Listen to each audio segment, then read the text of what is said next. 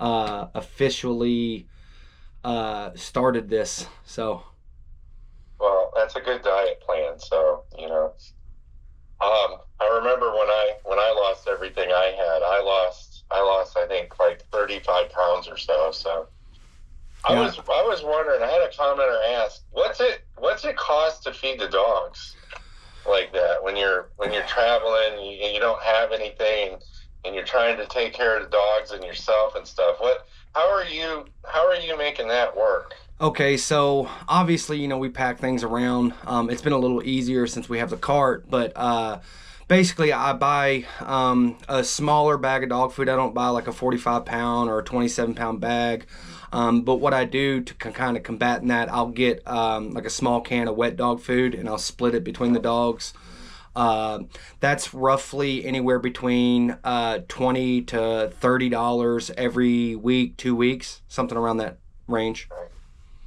Now I talked to you about a week ago, and you said you got the dogs on the Greyhound bus, and I've ridden the Greyhound bus from Eugene, Oregon, to Sarasota, Florida once, and I don't recall anybody having their dogs on the bus except for the drug sniffing dogs Yeah, that would show up for border patrol stops right. and stuff like that. So was that interesting and comforting to have your dogs with you on the bus? Well, it was most definitely comforting, especially as protective as one of my dogs, both my dogs really, but Bonnie for sure. She's very protective and she's very aware of her surroundings. Um, I believe that seeing the situation, kind of us with our luggage and things, I never had an issue, was never questioned by any of the drivers or questioned at any of the transfer stations. It's actually funny that you mentioned that you riding the Greyhound and not seeing any other dogs. There was actually one other dog that actually visited on our journey. That was Right. pretty interesting. And there was no problems as far as like them getting loud or barking or anything of that nature. And it was actually fun to see, people smiling and wanting to pet the dogs. So it was an enjoyment for us and the dogs and the people that were on the bus with us. I remember when I was homeless and I was living in a car, and people would come up and knock on the window and scare me, because sleep's hard to get when Oh yeah. you're traveling, and these people would scare the hell out of me. And some of them were, "Do you need anything?" And a lady gave me a bottle of water and an apple, which I think took a couple days to eat because I saved it. Have you had any situations where you were kind of scared sleeping outside? So one particular thing is we was actually stuck at one transfer station for about 4 days, and we had a gentleman pull up, and he was really super nice. Hey, how are you? Are you okay? Do you need water? Do you need anything? And of course, we were low on funds and didn't want to leave our belongings, and didn't want to leave my wife, alone. And so I give him $20, and my fault. I give it to him. Didn't see him again, but we have been blessed. There's been people to help us with a little bit of food here and there, and ultimately, there is a lot of people that actually stop and talk to us, and we've met some really nice people along the way. Yeah, even more so, people that you can see just by looking them in the eye that they genuinely do care. And we've been handed a 20 here and there, and a five there, and that always helps, especially with as hot as it is and needing water. That's a big thing with us is staying hydrated. I watch a YouTube channel called Yes Theory, and it's about helping people and lifting people up and stuff. And I find it interesting that you run into some people that are like, "Hey, we're blessed. We have a place where you can stay, and they let you shower and they let you stay." And I think it's a basement or something. I just find that interesting how when you're traveling and you don't have anything, and you Hmm. don't have a vehicle, you don't have a bicycle, and you're traveling like one of the hardest ways you can travel, which is on foot, and you're being blessed with situations like that. Like, Oh yeah. come stay at our place for, and no questions asked. Yep. Yep. Just Very here, blessed. let me help you. You know, Yeah. isn't that amazing? Yeah, that has been, it's been such a blessing. I'm actually sitting here in their basement now, talking to you.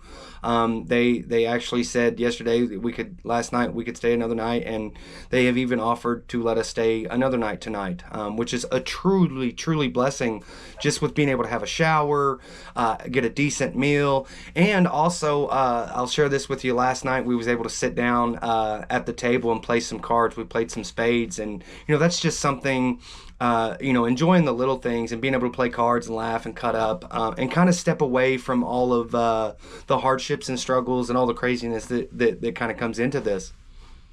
What is your thoughts on being famous when you were the guy, you were offered a job. I offered a kid, 20-year-old kid, a job teaching me how to edit, how to make thumbnails, how to film, how to do stuff. And this kid's in college. He's learning to become a nurse. He wants to help people and stuff. And I hired him, and the same situation happened with you, where you got a job working for somebody, and the kid that was working for me, I didn't check his background or anything. I was just, Mm-hmm. I was just happy to have the help. He found me when I was out working and asked me if I needed anything, and I said I need help with YouTube because I'm old and I don't get this stuff. But you found yourself in a situation where you were like, well, yeah, I like this stuff, and you know, and he's going to pay me. Yeah.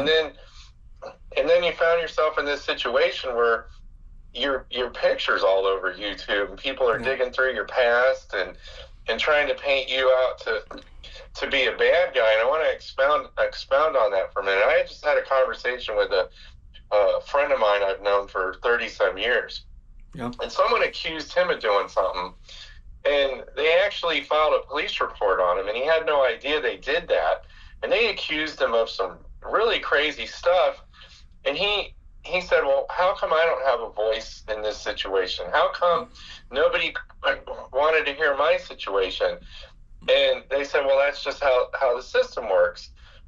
So people get accused of doing stuff all the time, and it's called catching a charge and catching a situation. And it's not fair, I think, when people put everyone's business out there. Like your photo is all over a lot of YouTube channels for no reason. Not the best headshots in the world, but what do you have to say about that? well, Russell, I've had a lot of time to think about it. And if you really go back and look, a lot of people are just really looking at the words and not really looking at dates. Right. And I think maybe and a lot of people know, in a scenario where you quote unquote you catch a charge, these processes with courts and things take time. So a lot of this was drawn out in court and fought in cases, and it is public record. But the ultimate thing that I try to keep in my mindset, because I am a positive person, I try to stay as positive I can and not be pessimistic in it, is that I shouldn't have to relive this, and I'm not going to. I don't deserve an explanation, or have to give an explanation of what I've been through. That's my life. And right along with the same thing, they can do what they want.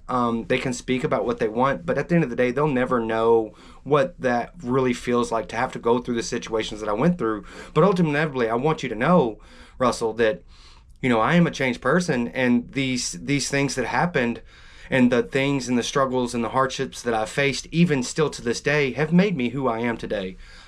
Because I could be on the other side of things. I could be strung out on drugs and continue the craziness and evil vileness that most people continue on doing, and yet here I am. I want to be a positive person, and I try to keep my mindset right. For the simple fact is that I have to take care of myself, my mental health, my emotional, my physical, my financial, and it is hard. But to interrupt, it's kind of like dunking a witch. Well, I'm not a witch, but we say you are, and you haven't been in any trouble in a long time. Mm-hmm. And I've had a lot of young men and older men with some extensive records, and nobody wants to give these guys a shot. And your character is different from these guys. Your character is different than Ray's character. Okay, so the hate that you're getting and stuff. I say in the YouTube world, you need haters. You need people to hate because they're watching your stuff and things, but they're not giving you a chance. And I'm frustrated about that. That's why I did a video. I saw persecuted Christians and did all sorts of bad things, and he became Paul. But people love the hell out of him. So why can't people look at your track record and say, hey, when you were working for Ray, you were working. You were doing things. You weren't when he said you were going to help build a road. I'm like, who in the hell would do that? I don't know any people that would be interested in doing labor. I had an air conditioner installed in my house the other day, and one of the helpers stood around and absolutely did nothing. All right, and you're building roads. You're doing all this stuff. People that are lazy or don't want nothing or not trying to move ahead and move forward and stuff, they act like that guy that was standing around in my garage yesterday. You don't have that MO. You want to say anything about that? Well, most of the time when I'm sitting here and I'm kind of processing everything that I went through, because I mean, I'm still processing all of this. I'm still kind of like really thinking about what happened to me and like, the whole situation. I looked at it as a job. I was doing a job and I was paid a job. And I think probably the biggest thing is that, I was the camera guy. I was the editor. I was the producer. I was the production guy. I was the coffee guy.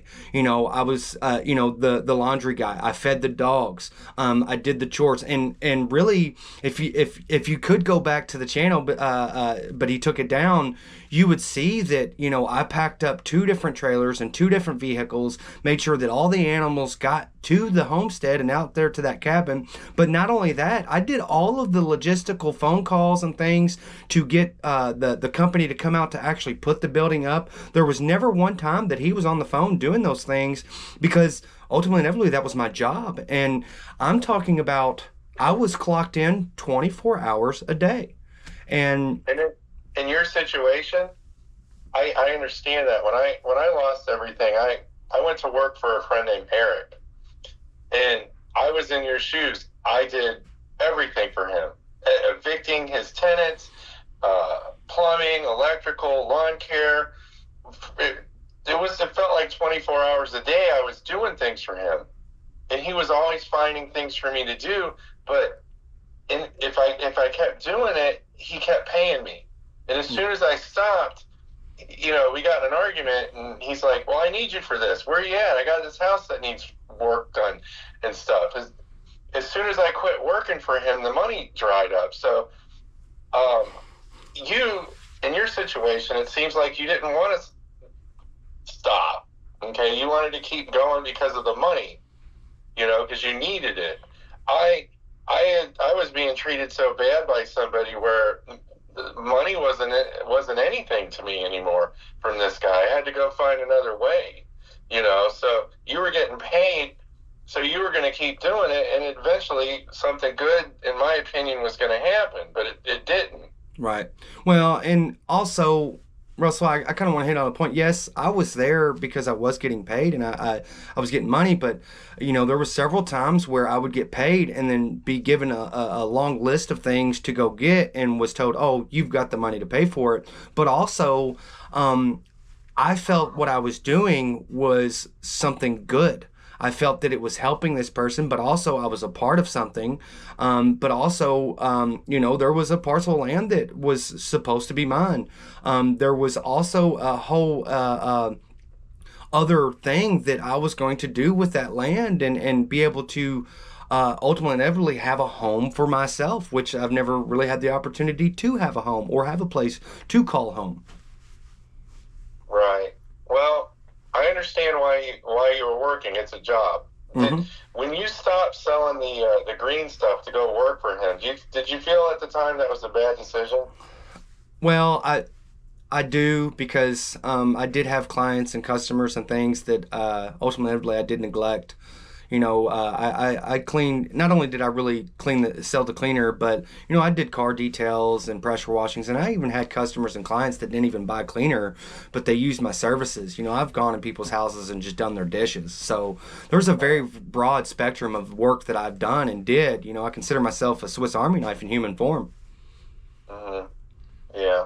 Well, I understand why you went to work for this guy because he had a successful YouTube channel and he was bringing in money. Yep. And when you're in business, you work for people who have money. It's just common sense. Yeah. Grant Cardone, he says, I want their money and I want to do something in exchange for it. That guy Eric, I lived in his guest room. I lived in his rentals while I fixed him up. And it became a pattern to where I couldn't break free from that. So, do you feel that you're kind of famous right now from this, or do you kind of feel like it's not how you wanted things to be done? Because I know you were doing some YouTube. You put out a few for a guy who put out a few videos to have this happen to him. I think I wouldn't have called you quite a public figure like the nurse was calling people she would do stories and content on. You're not a public figure, but I think now you are a public figure. What do you have to say to that? Well, I look at it like this. I've got a lot of eyes on me right now, whether it be for the good or the bad. I believe that the way I'm taking this is now an opportunity for me. This is an opportunity to show people coming from being put on a curb to excelling and going above and beyond in a situation to where I don't have very much. I don't have the things that I need. But also it gives me the opportunity to show people me. Versus what they see on paper and what other people are talking. And there's a lot of people out there that now know who I am. And I believe that at the end of the day, even if it's one person, Russell, if there's one person that can come to my channel and say, oh, this video helped me, or this person has helped me see something about myself that helped me get through a hard situation. Or ultimately, inevitably, even if it's somebody coming to the channel and saying, oh, you know what, my situation isn't that bad. This guy's got it pretty rough. And I know that there's people out there that have it worse than me, don't get me wrong. But ultimately, inevitably, I want to help at least just one more person. And I think this is the platform for it. I believe sharing what I've been through and kind of processing it, and ultimately, inevitably, helping somebody else along the way. Something that I talked about in one of my videos was my grandmother. She was a foster parent. She saved 24 foster kids. Now, my experience with foster kids is they come from a rough background. A lot of them have trauma, Yes. post-traumatic stress disorder, anxiety. Stuff like that wasn't talked about or even diagnosed back then because nobody understood it, Correct. what it was and stuff. And I believe you're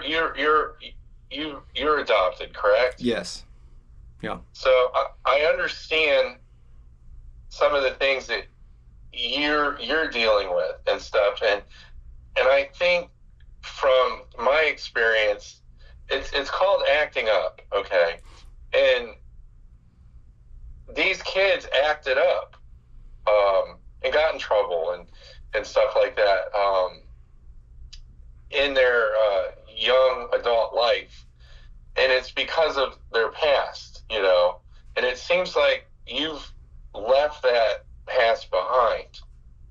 Mm-hmm. Yeah. You follow what I'm saying? Absolutely. Like, you're not letting your past affect your future anymore, and you're no longer getting in trouble and making bad decisions. Right. Yep.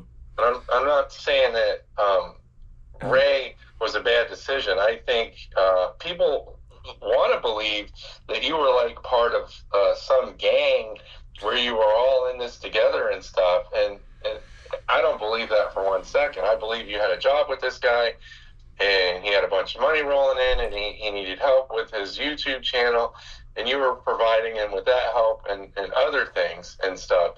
You didn't steal anything from him.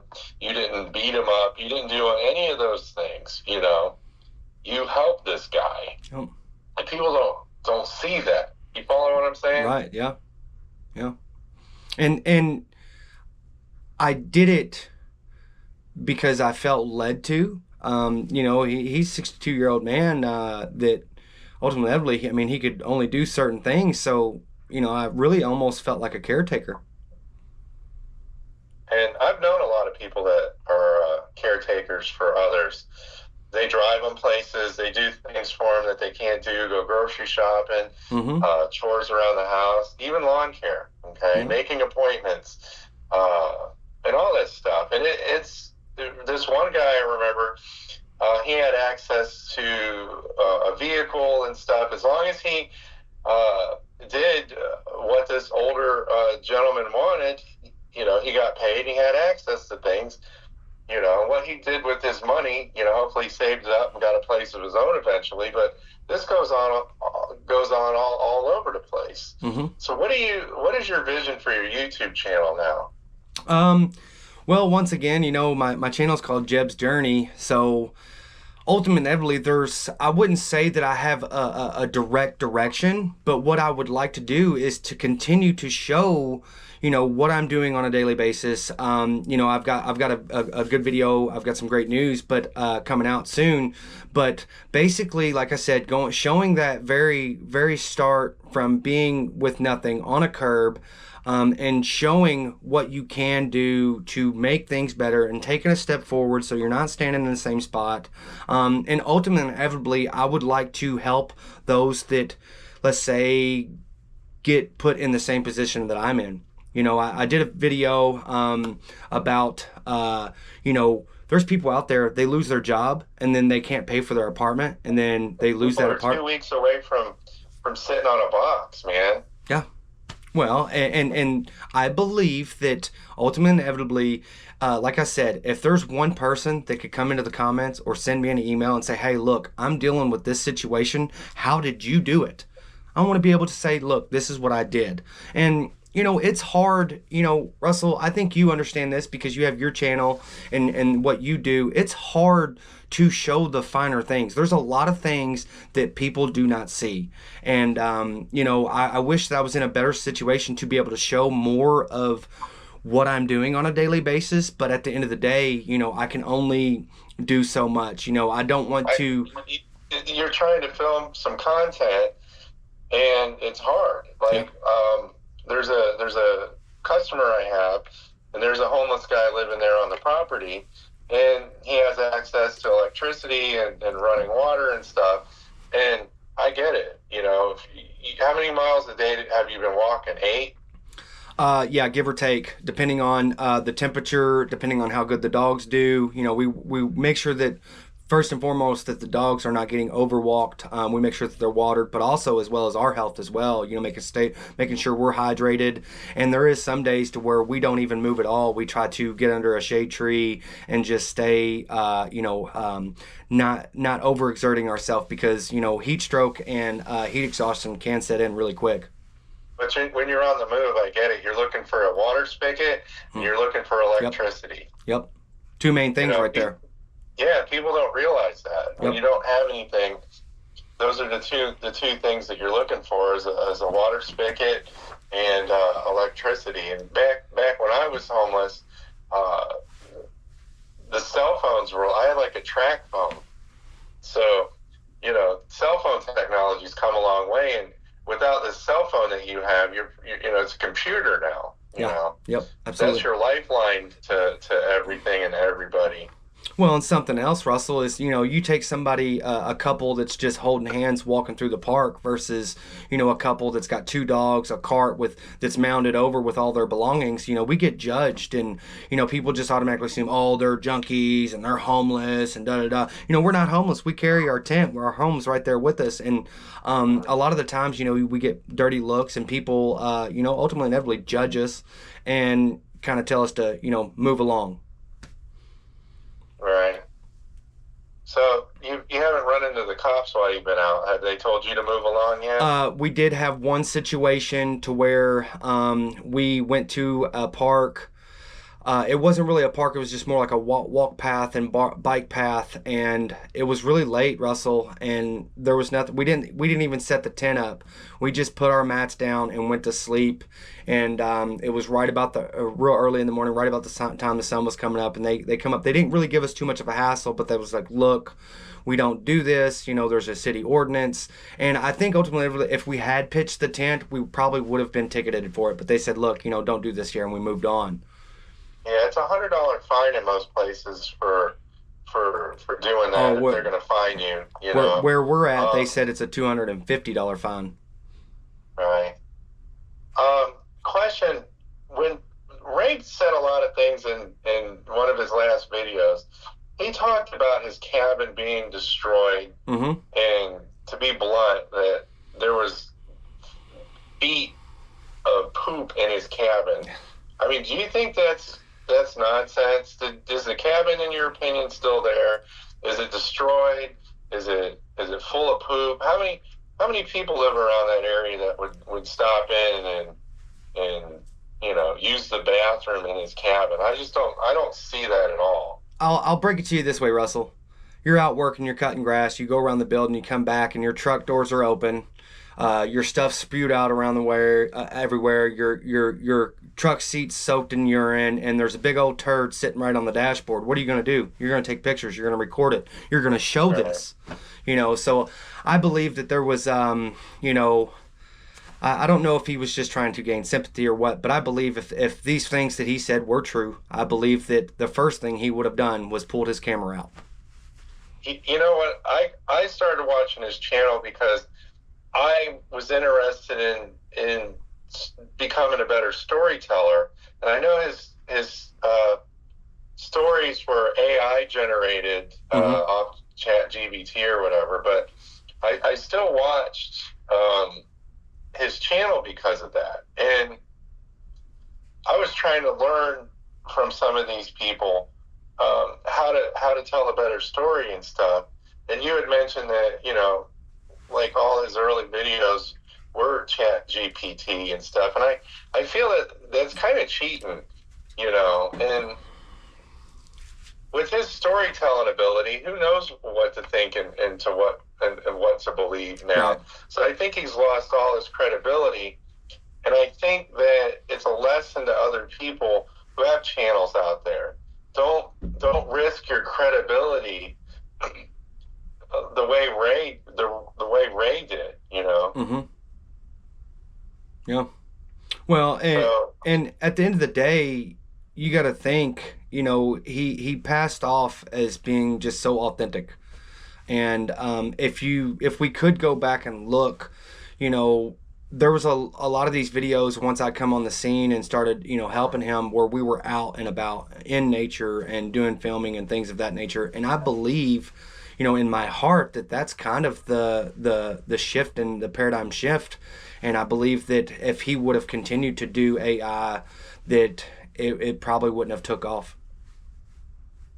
Well, I think, in my opinion, the cabin, the shed, and the land and stuff, was a place to make better content. Right. And I noticed that he really didn't have a grasp of how to make off-grid content in his situation.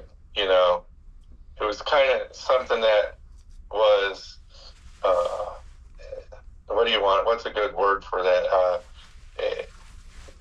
Alien to him, Yeah. He didn't know how to make off-grid content. So, and I noticed that in a bunch of his later videos where he just, sort of got off track from what his from what his channel had gotten him in the early videos, you know. Mm-hmm. Mm-hmm. So in your mind, when you think back to all that, do you think he's there, or he's still trying to do an off-grid thing, or do you think all that's just over with?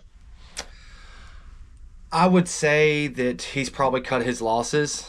I believe with being exposed in the way he did, um, I would almost say that even where he's supposedly registered at and supposed to be, he's not even there. I believe that me personally, and this is just my opinion, because I was and did have access to the Buy Me a Coffees and the channel analytics, and also the PO boxes of the letters and the checks and things that were sent to him. You know, you take one person that was upset because they sent, $500 every month for the past 4 months, 6 months, and they come to find out that it's been finagled, and this is the scenario. I mean, you take one person that's upset, kind of would make one person think, and I would think make him think that maybe somebody would want to seek retribution. Right. Well, I don't see people doing that, like he said in his Right. in his response video, like, this is this and that's that. I don't believe that at all. I feel a lot of people don't leave their keyboards and actually, do stuff. I mean, he accused YouTubers and stuff of doing really bad things, which I don't believe I don't think any YouTubers got in a vehicle or transportation and went to his location and would do something like that. I just think it's a bunch of crap, Yeah. and it's just another his good storytelling ability, once again, and it's like the guy that cried wolf. His good storytelling ability finally ran out. Yeah. He ran. A guy who used to work for me said he has no more wins. He's out of gas. Yeah. Did you ever argue with him ever about anything? Did you ever see a temper out of him? So very early on, right? So I would go out to the camper and help him do odd and end things that he needed done around there. And one specific day, we were pulling the awning out of the camper to have some shade. And at the time, I had a hurt foot and I was on antibiotics, and I had to eat with those, or it would make me sick to my stomach. And I had a bag of chips, and I was trying to help him do this, and I was trying to eat the chips so it'd be on my stomach. And he said, "Put the fucking bag of chips down." And that really upset me. And sorry about my language, but that's what was said. And we got in a pretty extensive argument about it. And there was a couple other occasions where I told him one day, we were at the camper, and I told him, I said, "You're a man that has anything and everything, and you want for nothing, and yet you're miserable." Because he was miserable. I mean, just a miserable old man. And I hated it for him. I hated it for him because I felt somebody in his position that had a YouTube channel, had people that loved and cared for him, that spoke of him as a friend and a loved one, and also ultimately inevitably supported him in more ways than one, and yet you're still bickering and pissed off. A couple more questions, and I'll let you go. A lot of comments. People are you running from the cops? Yes or no? No, I'm not running from the police. There's a whole nother situation that I'm not going to speak on just for personal reasons. But we were contacted by the authorities, and the authorities have spoke to them, and my wife has spoken to them. But I'm not on the run from the law. I don't. You mean your fiance? Yes, my fiance. Unless you got married in the last 2 weeks? No. I haven't gotten married yet. She is still my fiance. But No, I don't have warrants for my child support. My child support is paid. I may be behind a little bit. I'm not gonna lie, but that tends to happen. But there is a grace period, and even if I'm sending $5 or the full payment, I'm still making payments on it, and the court, they adhere to that and they understand that. I'm gonna interrupt you, and this is directed at Nurse Ratchet. I had to pay child support before, okay, and you get behind sometimes, but you're allowed to catch up, Right. okay. A lot of people are on child support, all right. So we're not bad people. Just because we have to pay child support doesn't mean we're bad people, Right. okay. Everybody's situation's different, and when you have to pay child support, it's not easy. And there's another channel that talked about child support. And it takes a lot of your check. Oh yeah. And it's not easy to pay child support. So I've been behind a bunch of times. So I get it. And you have an opportunity to catch up. Okay. Oh yeah. And nobody's drug you into court and said that, you're so far behind that you're looking at jail time. So Right. I'm going to let you on your channel talk about the good things that are going on in your life. I'm not going to bring that up. But my final question for you is probably one of the strangest videos I have ever seen in my life. Now, I was out in Oregon where the Blair Witch Projects were filmed. It was the neighborhood was actually called that. That was the area where this name was taken from. The video where you're inside looks like you're inside a tent, Mm-hmm. and your big old hands, and what are you, like 6'2", 240, 230? Yeah, something like that. You're a pretty big dude. So you're stuffed in this tent here. I believe it was a tent, Mm-hmm. and you're not moving, and everybody's like, "That's AI," and he looks dead, and people were trying to glean a lot of information from that video, and then at the end you look up at something. And what did you look up at the end? Well, to kind of touch base with that, I have to go back. I spoke about this in the final act of the Offended Outcast saga. It's a video I re-put up for everybody to watch to give people kind of some elaboration. But there was someone standing there, and I believe it was in the tent or outside the tent with the flap open. They were outside the tent. Because I'm telling you, that video worried the crap out of everybody and myself. And you didn't move. We thought you were dead, and they were doing AI to your face.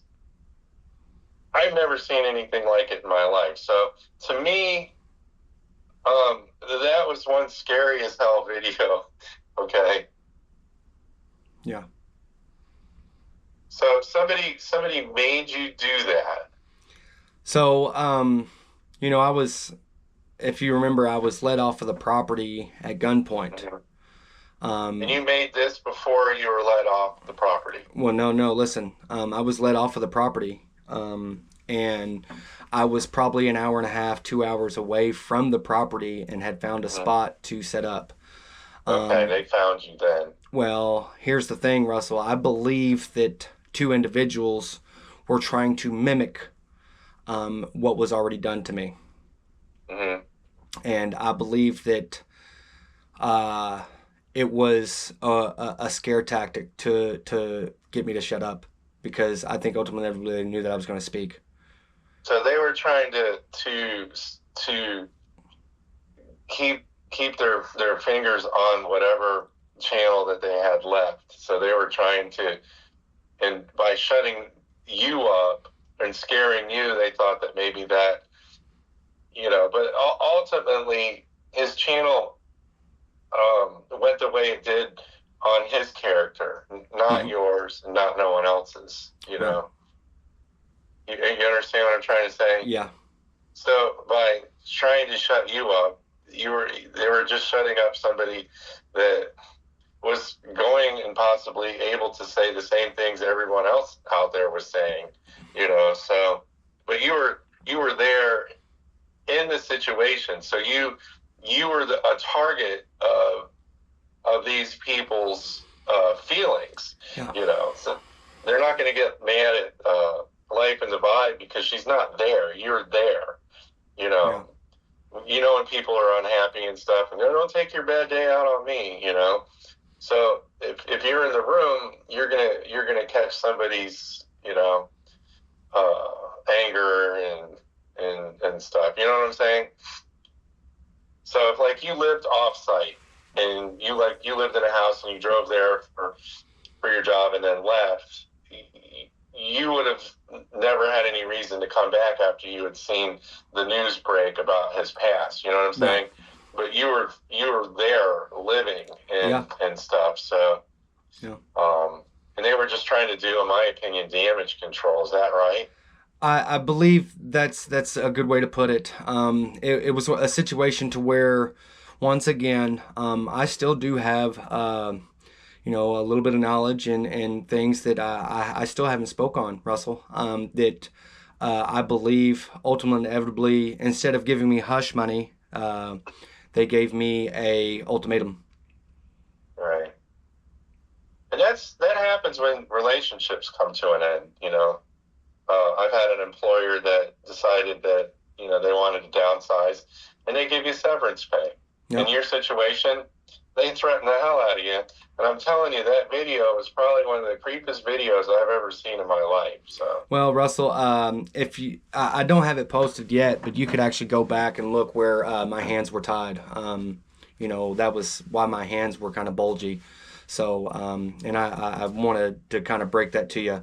If you could go back and look, I could even put it back up. I'll look at that again, but people are like, why don't people go to the cops and say, hey, this happened? Because the cops sometimes don't do anything, you know? When and then they're out on the street, you're on the street, so you know what I'm saying? The best thing to do is distance yourself from that stuff, you know? Which I've done the best I can with what I think you've done pretty good. Like I said, I'm donating my YouTube ad revenue. I just got monetized a little while ago, and I'm donating $200 to Jeb and his journey.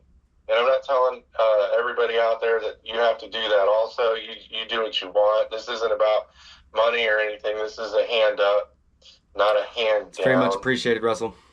Really is. He has a link on his channel if you guys are interested in doing that. And I'm going to catch some heat for donating money to him. And it's the right thing to do. All right. He's doing the right things by it's very much appreciated. Getting away from a situation like that and once again trying to get a better life for himself. So, Jeb, you have anything you want to say? First and foremost, I thank you for the opportunity to speak with you and kind of talk about this and kind of elaborate more on my journey here. And once again, I want everything that I do on my end and with my channel to be a positive thing. I want it to be a positive place for people to come and get positive reinforcement, share their journeys with me, and also, at the end of the day, I would one day hope to think that if somebody's in a situation that I am in, they can count on me to come to me and say, hey, I'm dealing with this, and I would like to know how you got through it. Well, I'm going to tell him, don't buy that car you bought because those tires are no good. Yeah, for sure. Buy something with solid rubber tires. So. Absolutely. Well, I appreciate your time, and I've been trying to get you on for the last couple weeks, and I know, I'm not picking on you, I know you've been doing a lot of walking and stuff. Oh, yeah. And this isn't the time of the year to be doing something like this, and the temperature out there is no fun, so. Yeah. All right, well, I'll let you get back to what you're doing. This is Russell with Russell Does Stuff, and go over to his channel if you want to support him. I think he has a PayPal link, and like I said, I've done what I'm going to do on my end, and let's support Jeb. And this is Russell with Russell Does Stuff, and thank you guys for watching. All right, end of the video. How do